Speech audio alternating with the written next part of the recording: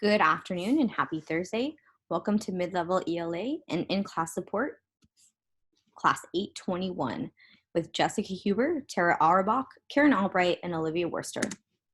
My name is Jessica. This is my 9th year of teaching.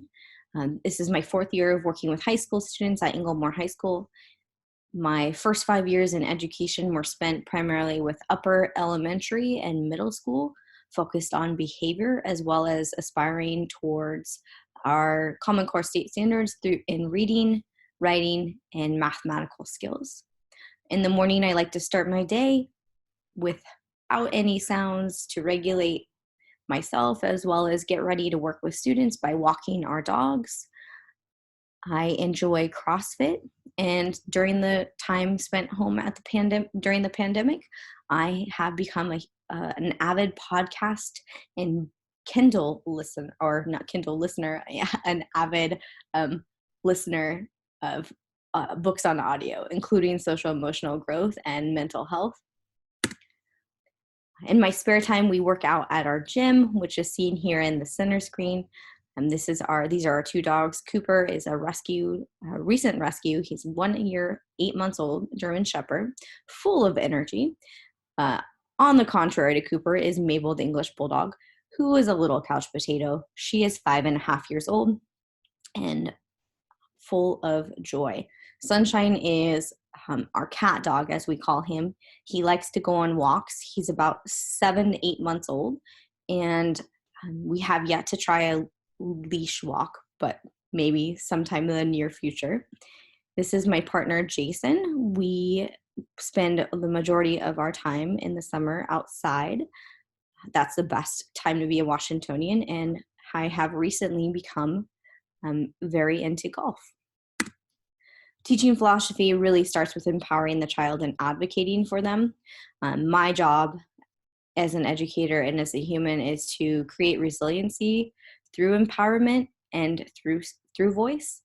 I want our children to grow up to learn independent skills and independent problem-solving skills through social emotional growth. Another key of that is to learn how to do all of these things in written format, communicating wants, needs, and desires.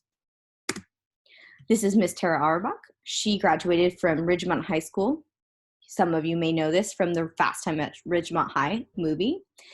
She noted that Cameron Crowe actually went to her high school 2 weeks before graduation as an undercover student to write his story. In room 821, we have an abundance of plants. Thank you to Miss Auerbach. And she loves swimming. This is Miss Karen Albright. She loves walking her dog, similar to me. She enjoys being around family and friends and had 2 students who graduated from North Shore School District. She currently resides in Woodinville and is a lover of tennis. This is Miss Olivia Worcester. She also enjoys lifting weights and is a first year in person Viking. Prior to her time at Inglemoor High School, she was a behavior technician and has aspirations to someday be a speech-language pathologist. Every day students come into our class is a different day.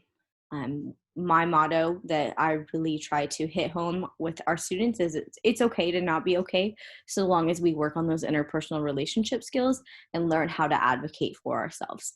As soon as students walk in the door, we read our list of agreed upon norms that they have created, and it's a silent signal. So if a student's having a bad day, that gives me an opportunity to help problem solve and resolve any conflicts that student may have had.